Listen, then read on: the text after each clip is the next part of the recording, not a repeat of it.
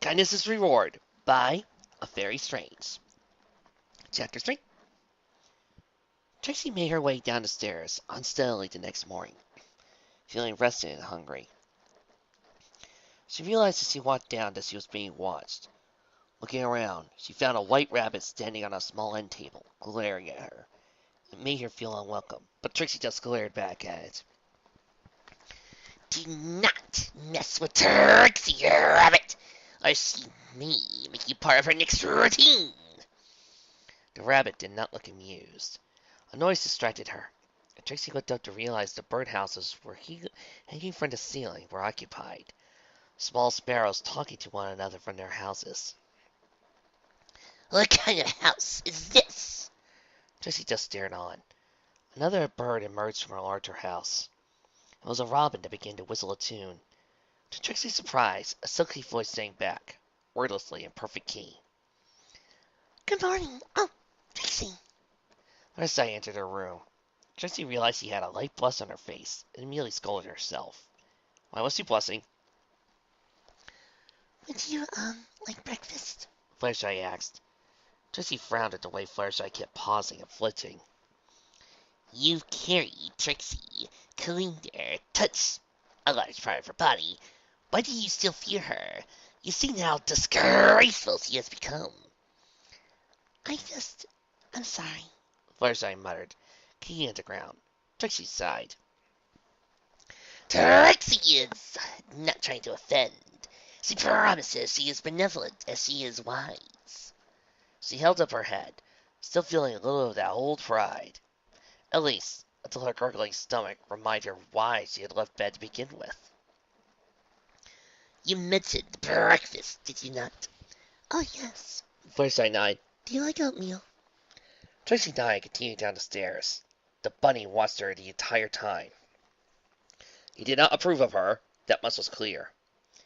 Angel, be nice, he's our guest.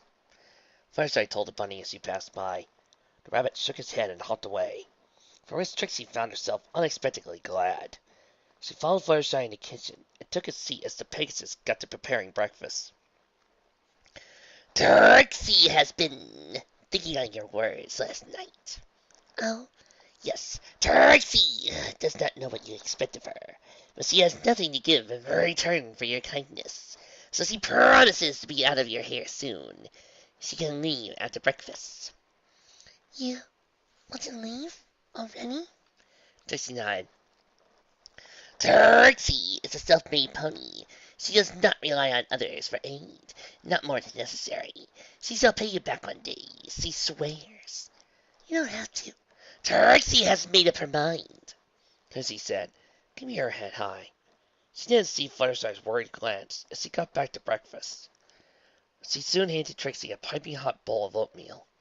Instinctively, Trixie tried to levitate a spoon for her meal. That's a funny place to put a table leg, Trixie thought. She blinked. Everything was sideways. She realized she could feel the wooden flooring against her side. She was shaking lightly. Trixie! Oh, please, wake up. What happened? Trixie found her mouth awkward and hard to work. You, blinked out a little. Healing takes time. Please, you're not better yet.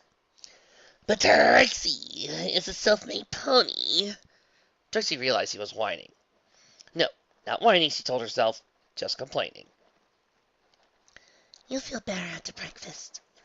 Fluttershy was helping her off the floor, and she hadn't even noticed. She sighed and nodded.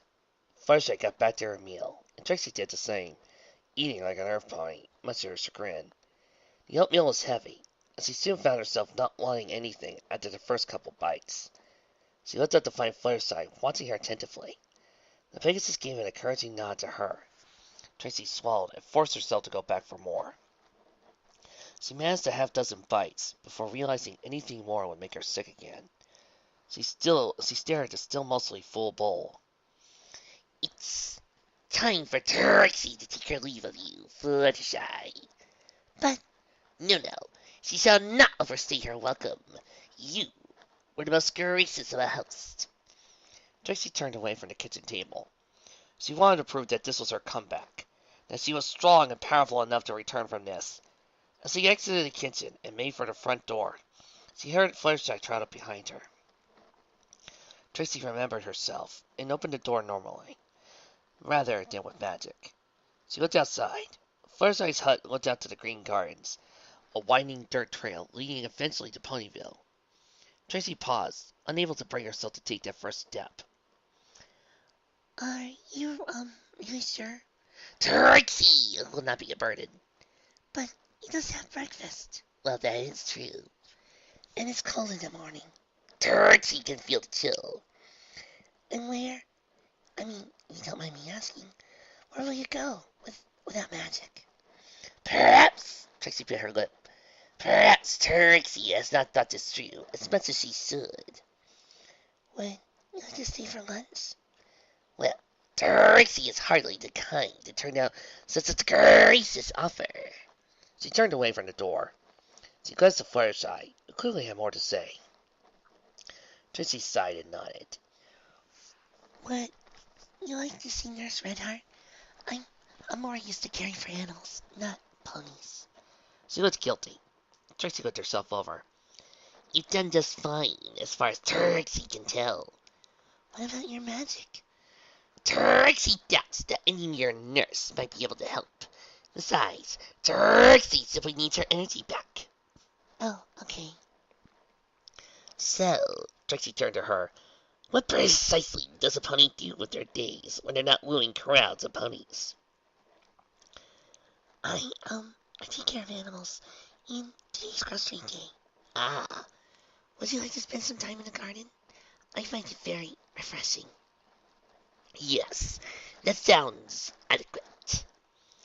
Trixie honestly had no idea how that sounded. A bit boring, perhaps. Still, Fluttershy's smile was as comforting as she led Trixie out the back door. She found that Fluttershy's home had backed into gentle hills that separated her from the evergreen forest. The treetops were visible where they stood. An involuntary shiver went through Trixie at the sight of them. It would be a while before she ventured into any woods again. Isn't it lovely? Fluttershy smiled, eyes on the sky. Trixie couldn't tell what she meant. It was the day, nothing special. Had the Pegasus never seen the day before? I want to help all the animals, but it's nice just realizing I'm here too. Here. Fluttershy guided her to the crest of a hill. There, she lay down straight right on the dirt. Trixie was flabbergasted. And now what? You have to, sit and wait, Fluttershy said. Trixie frowned. This was ridiculous. She should be, her mind stalled. What? Putting on a show? Dazzling a crowd, earning her bits? In her month alone, most of Trixie's thoughts had been preoccupied on getting back at Twilight Sparkle, the mare that had so spectacularly shown up Trixie. However, without so much as a spark of her magic, it seemed a futile endeavor, which meant that once for her life, she had absolutely nothing to do, nowhere to go. So, Trixie lay down beside Fluttershy. She looked around for a moment, feeling out of place, and it triggered something. This is. Fluttershy was calming, not commanding. Still, Trixie scowled. She wasn't sure which was more annoying, Fluttershy's timidness, or the control the Pegasus somehow exerted over her. Still, she quieted down. Fluttershy's eyes were skyward, and Trixie looked around. Here comes a friend. Fluttershy's voice was whisper quiet. Trixie looked around, not understanding what Fluttershy was getting at. There was no pony around. Hello there, Fluttershy said. Trixie looked back into the crazy pony and saw a hummingbird sitting on Fluttershy's hoof. The Pegasus giggled. And how are you today? Fluttershy asked. The hummingbird buzzed in response. Fluttershy giggled again. You can't talk to them. Trixie stared at her. Oh, I've been always able to connect with animals, Fluttershy told her, closing her eyes briefly. Suddenly, a second hummingbird came by, sitting by the burst. It buzzed excitedly at Fluttershy.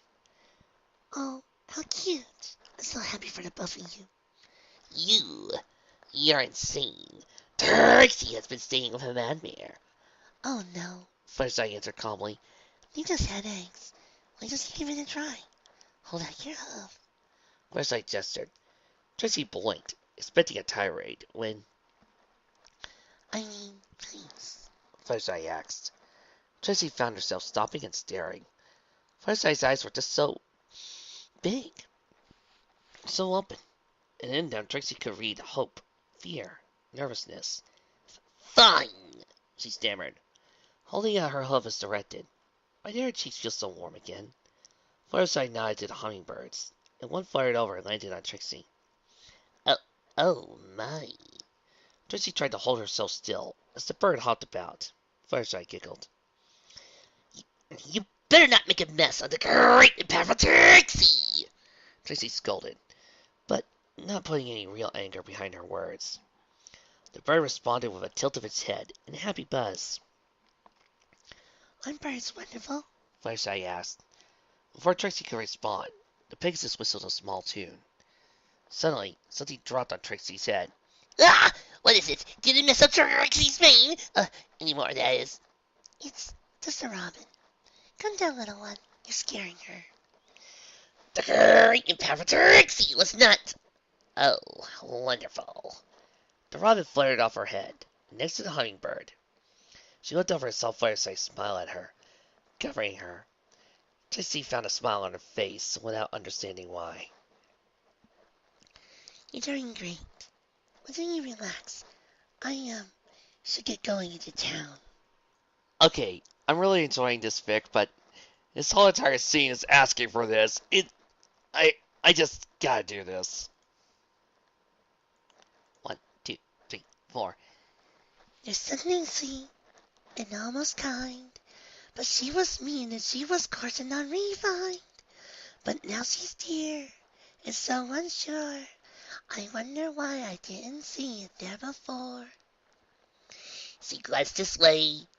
Trixie thought she saw, and when she touched, she didn't shudder at my hoof. No, it can't be. Trixie'll just ignore. But then she's never looked at me that way before. New and a bit alarming. Ooh, ever thought that this could be true? She's no Prince Charming, but there's something in him I simply didn't see. Well, who would have thought? Was it possible I saw? Well, who would have known? Who indeed? And who look as they come together on their own? It's so peculiar. Oh, I didn't see. Wait and see. Wait days more. There might be something there that wasn't there before. Well, here's a thought. Perhaps there's something that wasn't there before. What, Fairy? There may be something there that wasn't there before. Thank you. And now, back to your fic.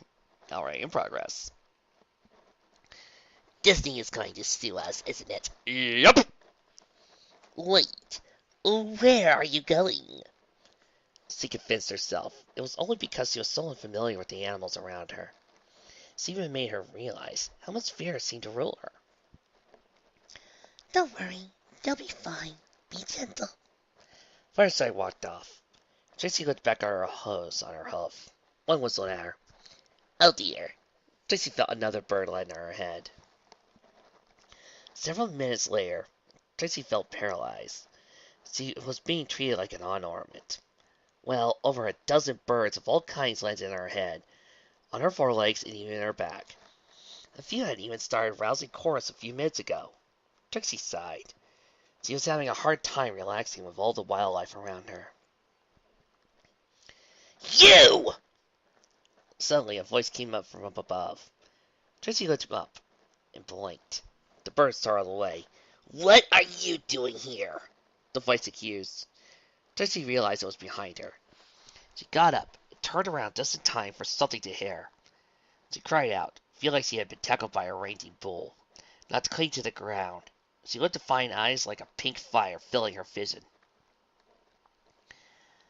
I caught you. I don't know what you're up to. A blue Pegasus with a wild rainbow mane growled at her. Trixie felt her eyes water. Not only had the tackle made her side burn, but the Pegasus was pinning her to the ground, stepping on her legs and belly. What? sense had been knocked out of her as she stammered. "What are you doing here? Were you sneaking up on Fluttershy? Don't you dare hurt her! You—" Hey, what happened to your mane? The Pegasus' fury was overcome with confusion. Are you crying? Please, get out, Trixie. You're hurting her. Trixie knew she was whimpering, but she couldn't help it as the pain worsened. The brass Pegasus blinked. What? Oh, Colt, what's wrong with you? The Pegasus looked her over. She finally fluttered off Trixie. Trixie gasped and rolled onto her side.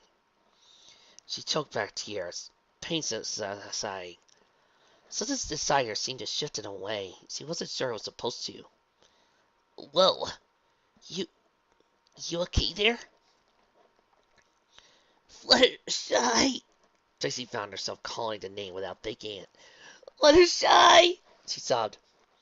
Wait, The Pegasus looked around, backing away from the weeping, broken mare.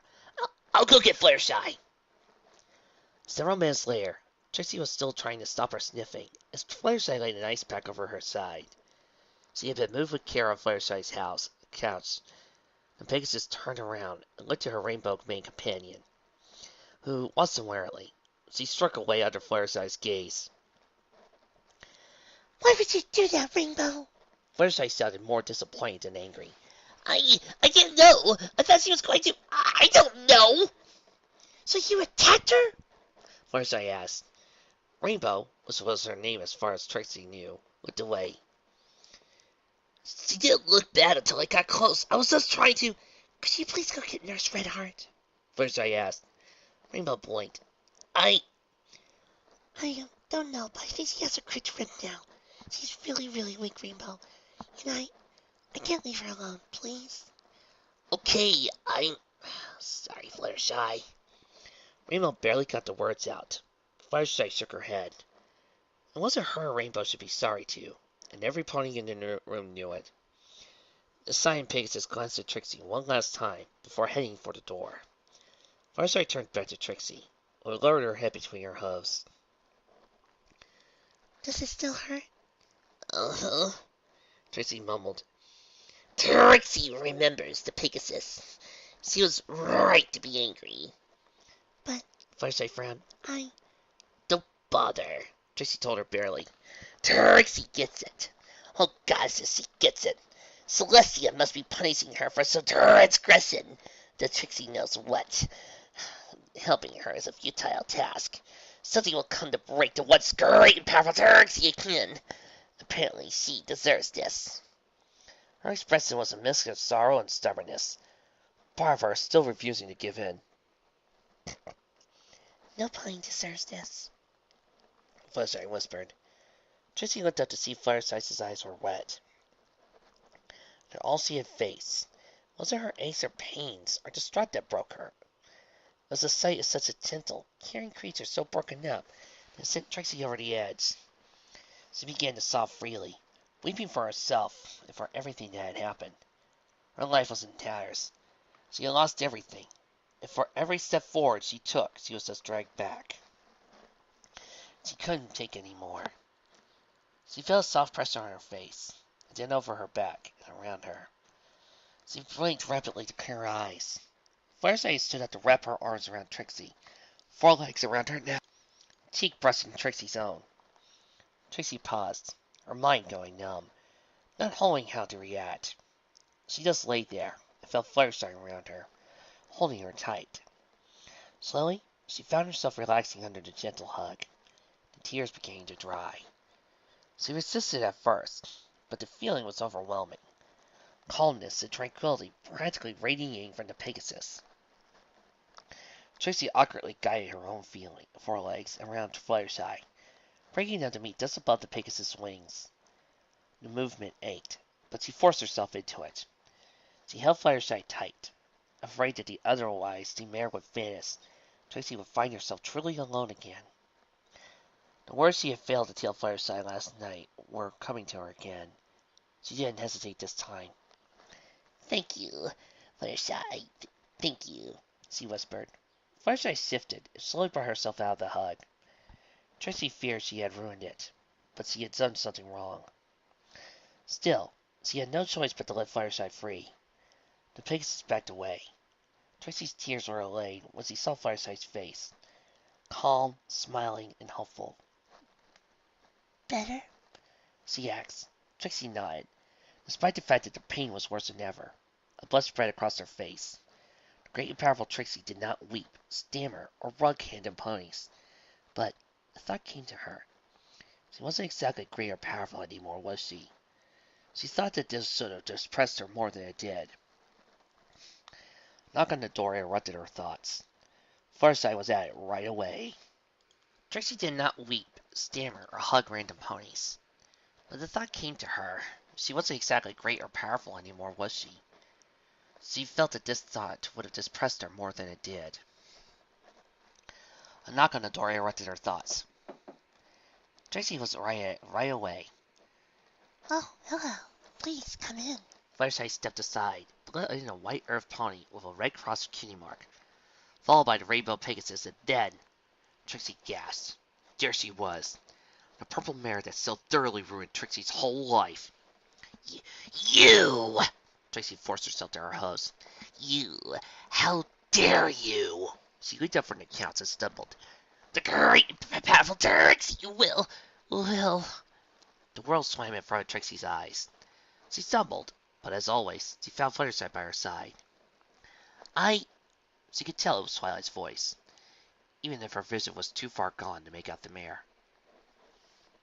I came when I heard Rainbow Dash searching for the nurse. Trixie, You came to mock Trixie! Trixie cried, gnashing her teeth. To see how you've laid Trixie so low. What you've done to her. Me? You blame me? If Trixie leaned more on Fireside, where her legs could no longer support her. Trixie, I didn't bring in the Ursa Minor. I had to protect the town. I came because I was worried about you. I always worried where you ran off without any of your things. You worried? Please, girls. She looks feverish. The unfamiliar voice must have come from the nurse. Try to get her back on the couch. Trixie felt herself lifted off her feet. She couldn't tell what was going on, and realized her eyes were full of tears. She blinked them clear as best she could, and everything remained slightly blurry. She was panting. Fireside, she murmured. Yellow came across her field of vision as she smiled. Okay, she thought. She was safe now. With that, she closed her eyes, and her awareness of the world faded away. Trixie awoke groggy, confused as to everything beyond her own name. She was distantly aware she was on her back, her eyes open. She wasn't blind, she realized. It was just very dark. An open window let in enough moonlight for her to make out details about the room once her eyes adjusted. She heard something like a sigh and looked to her right. Fireside was fast asleep, but sitting upright, resting on a stool beside the bed. Not fully aware of herself, Trixie reached over and brushed Fireside's cheek gently. It was enough to wake the Pegasus up with a startled peep. You're awake. I was so worried. Fireside held on to Trixie's extended hoof. Trixie smiled. Am I going to die? She asked. The idea didn't scare her, oddly. She couldn't cheat the Grim Reaper that long. No. Fireside shook her head. The doctor said malnutrition made your bones brittle. You, oh dear, had cracked a rib and were bleeding inside. She stuttered. They had to. Trixie looked where Fireside was looking. She was on top of the seats, letting her see her underbelly. She had Fred senses down her side. A part of her coat sheared away around it. Trixie's senses began to come back to her. She wrenched her gaze away. I can't afford such a... it's okay. Fireside hid behind her mane. It's paid for. Trixie slipped her head on the back pillow, staring at the ceiling. No more lies, she said. Why? You can't be that well off. You can't do this for any pony who comes by or needs something. Why aren't I in a hospital now? Because you wanted to care for me yourself. Why? Why do you care? I don't understand. She heard Fireside shift, and when she looked over, she found her caretaker had stood up. her front hose on the bed. She was so scared, but after a moment she gathered the courage to speak, albeit whisper quiet. You were so lonely. I've been friends with Rainbow for a long time, and I knew when she bragged the most, she was the most scared. I knew you were scared, and I wanted you to have a friend. I thought maybe I could be. She smiled. Don't worry, I have a lot of expenses, and with every pony coming to me to take care of their pets, it was really no trouble. But why? What do you get out of it? First I smiled at her, and simply and sweetly. Kindness is its own reward. I want to be your friend. Me? Yes, you seem so strong, so brave.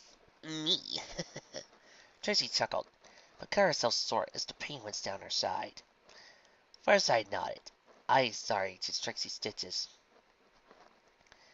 You, never gave up. How? A very powerful amount of stupidity, Trixie said dryly.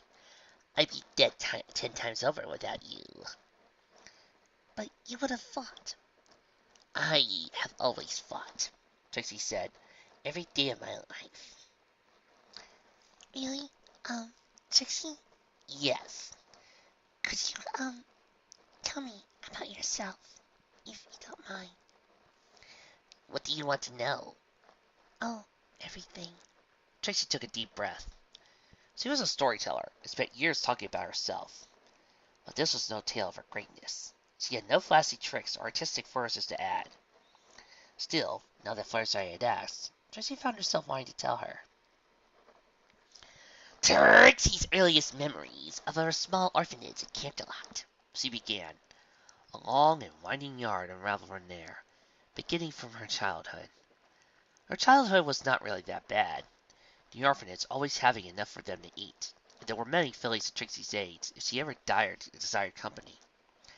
She had neither been popular or unpopular, at least not until that fateful night. Her true story, as far as she saw it, began with the orphanage's talent show, when she had been given a small hat and cape and told, like all the other unicorns, thus to do her best trick. The thrill of being in the front of other children, the way she drew power from the attention while others cowered. The discovery of this thrill was the source of her magic. The way she dazzled a small crowd with a light show that, as he now realized, was no more than a magical equivalent of third-grade sparklers. The mayor stayed out against the lackluster levitation tricks that comprised the total of the average unicorn's talent at that age. Trixie was the first of her age group to earn her CUNY mark, and her mind set her apart for greatness. Next came her short adoption by an old mayor of a professor, no doubt intrigued by Trixie's talents.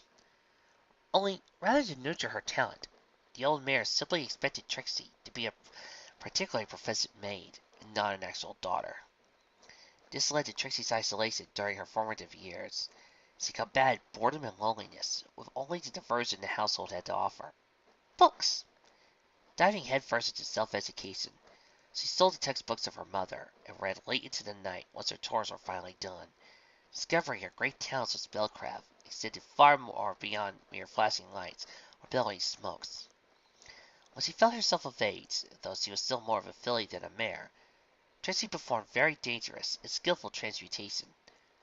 Normal transmutations, turning a rock into a hat or whatever, would be undone in the magician's magic waned. But Trixie took a couple of items from her mother and crafted for herself permanent, exact replicas of the orphanage's hat and cape, made to fit her now, of course. With her hat and cape around her, Trixie felt herself ready to escape from her miserable home and make her way to Hollywoof. Surely her talent would make her a star like never before. After a brief time hitchhiking that taught her hard lessons about life beyond her home, Trixie managed to arrive in Hollywoof, barely a bit to her name despite the modest sum she had left with. There, she eventually roomed with a mare that would become Trixie's first crush, a fellow aspiring actress, but one who had good sense to splurge for a bus ticket away from her home. Trixie found that Hollywood cared less for talent than it did for a pretty face and a pretty narrow middle. The back of Trixie's mind noted the irony that, more than half starved, she probably finally fit the requirements. She had worked bit pieces, a living background to third-rate movies. Finally, she caught her break after arguing with another bit player, forced Trixie to show up the other pony like she did in Ponyville, and her flashy performance had caught the director's eye.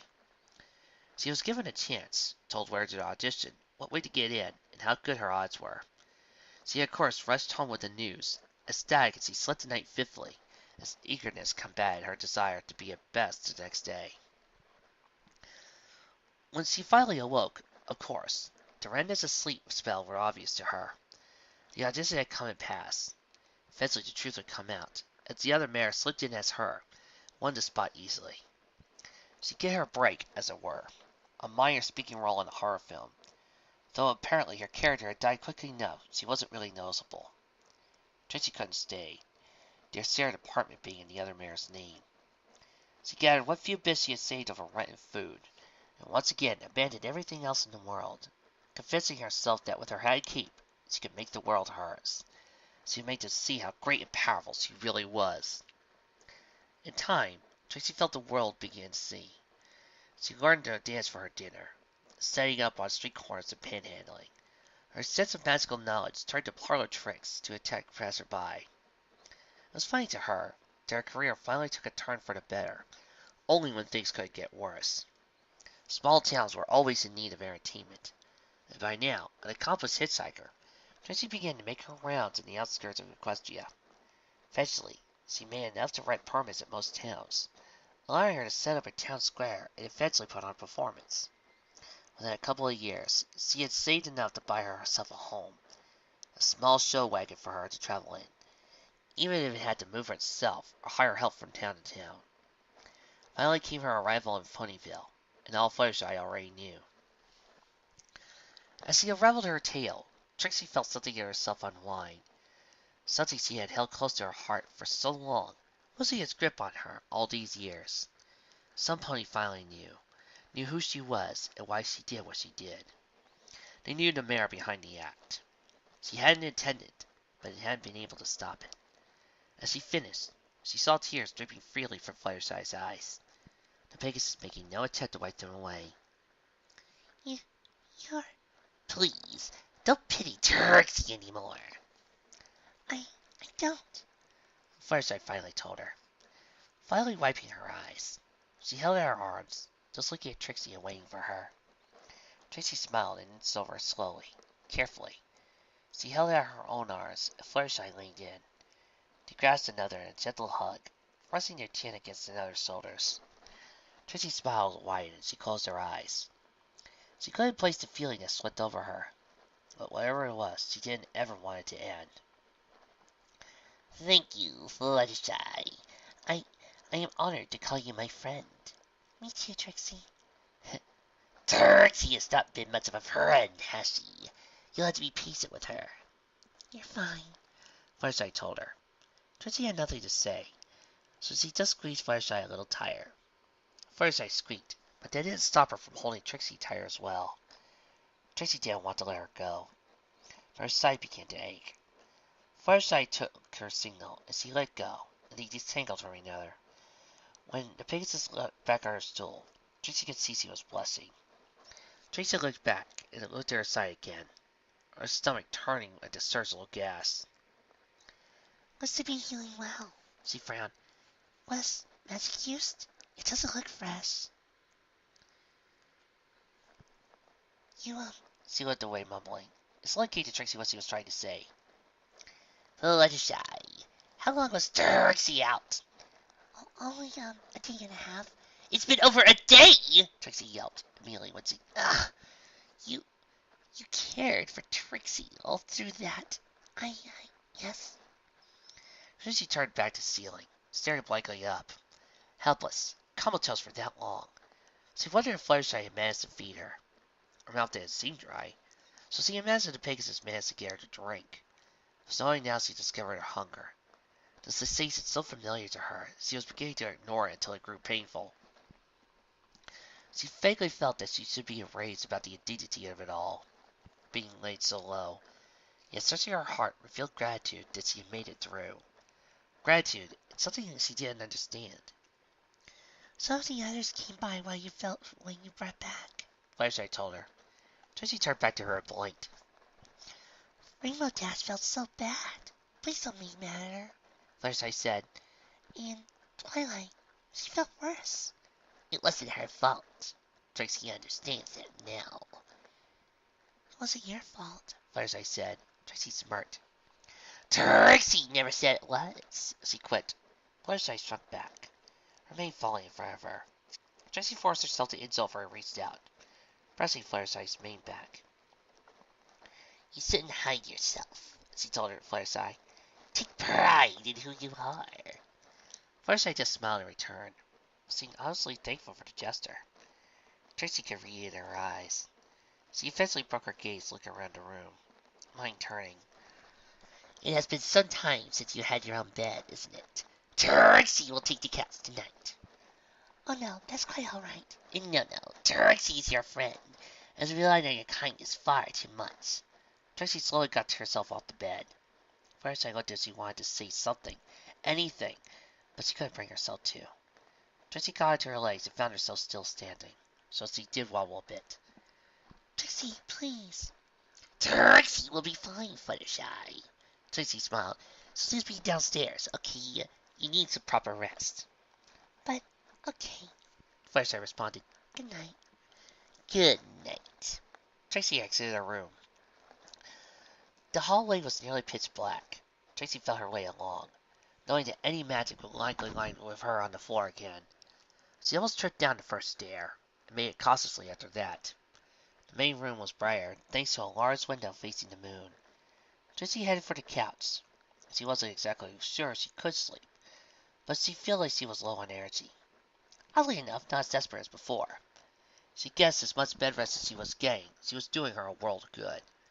She rested on the couch until either the day came or something else new came to her. She glanced to the window and yelled as something moved. She made out the silhouette of a rabbit. It was the same one as before, and it was glaring at her. Don't worry, you little rabbit, Trixie chuckled. Trixie's relatively sure if you could beat her if you came to it. She continued toward the couch and the rabbit. The bunny glanced at the staircase and back to her. Trixie felt that somehow she understood. Calm yourself. Trixie would never harm a head on her head. She promised you that. Trixie smiled, climbing onto the couch. On second thought, maybe she could sleep after all. She would never live without any harm come to Fluttershy. She yawned. I promise.